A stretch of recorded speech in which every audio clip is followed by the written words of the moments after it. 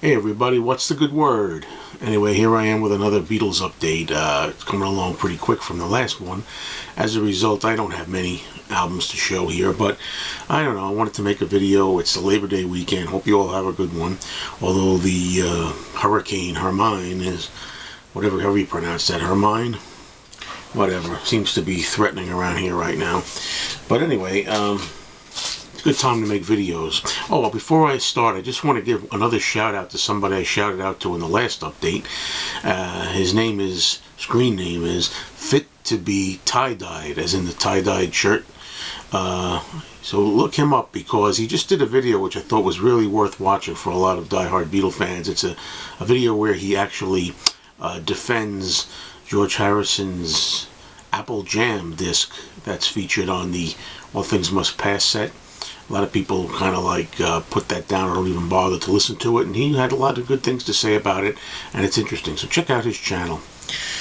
Okay, let's get to the finds here, what we have. First one here is a picture disc. You know, you can't have every Beatles picture disc that's out there, but I go for the ones that are affordable and not outrageously priced, like this. And if I like the picture, doesn't matter to me exactly what the sound quality is like or anything. Like this one a lot here. Apparently it's got interviews on here. I have yet to play it. I just picked it up. But I really liked that picture a lot. I thought that made for a nice disc. So, back photo there. Thought it was really nice. Picked it up. Add to my picture disc collection. As I say, not everybody's a fan of picture discs.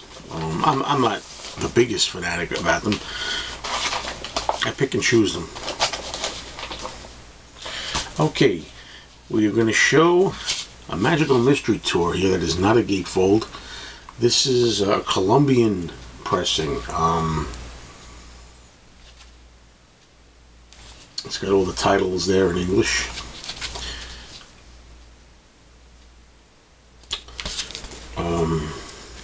Let's get a look here at the inside, the label. What kind of sleeve is this? I don't know if this is the original inner sleeve or not. But there's the label. And supposedly this is a mono album from what I'm told, so, well, what it says here. It's just kind of interesting to have a mono copy. Columbia import. This is pretty interesting. Gotta pick it up. Next up, a very common album. An album I already have. This is kind of an upgrade, I guess, in the sense that it's in a shrink wrap. The Tony Sheridan, another Tony Sheridan, In the Beginning, circa 1960, with the shrink on it. I may keep my other copy. I don't know. Oh, is this a gatefold? No, it's not a gatefold. Okay, all right. Got a quote by George Harrison on the back. For anybody who likes to look at the labels, as I often do, it's on the Polydor label.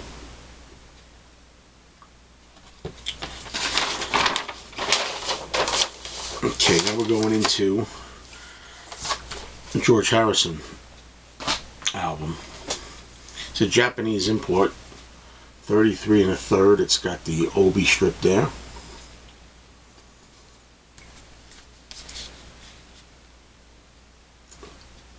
And pretty much the same as we're used to. Gatefold. The label is the same standard Dark Horse label, so I won't really pull that out. It's got a little paperwork with it here. The photos. Usually you get photos on these. This is just the lyrics. And it's all in Japanese in this one. There's no English lyrics.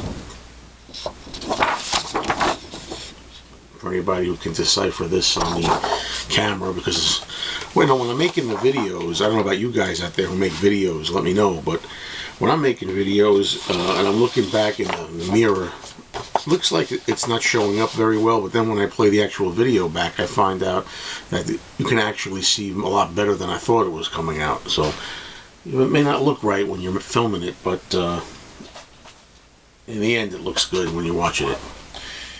Okay, we're running out already. Here's another Beatles one. I've got a couple left. This is a Venezuelan album, import, a collection of Beatles oldies, very thick cardboard. I like it a lot better than the thin, German and UK covers that are so flimsy. This is very thick cardboard. I still say that's not George or Ringo. I don't know who the hell that is.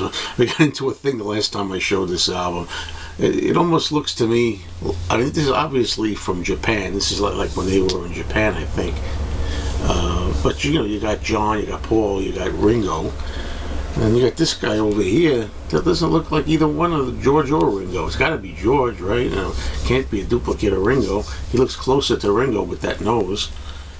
But for God's sake. Anyway, I keep looking at it. It doesn't look like any of the Beatles to me. Maybe they had a guest with them. Maybe they had a guest that was in their hotel room at the time. And one of the great mysteries, it was photographed that way. Anyway, the label here is really fun to look at. I always like it. It's an orange kind of Parlophone label with the yellow letters. It's got that deep groove around the inner that I like there. That fit to be tie-dyed. Talked about a lot of these in his Canadian albums, I think it was, or Russian albums. Was it the Russian albums? I'm forgetting which one it was. I think it's the Canadian albums. Really like this. Now the record itself has seen better days. I mean, just looking at it, looks like there's some scratches on here and stuff. So it's not. I don't think it's going to be a great playing copy. But then again, I've got this record plenty of times in other countries. So, all right. We're up to the last item, and the last item is another upgrade because of the shrink wrap. It's the soundtrack to the Magic Christian album with Ringo Starr and Peter Sellers. Got a hype sticker on there advertising McCartney's Come and Get It that Badfinger does on the album and the movie.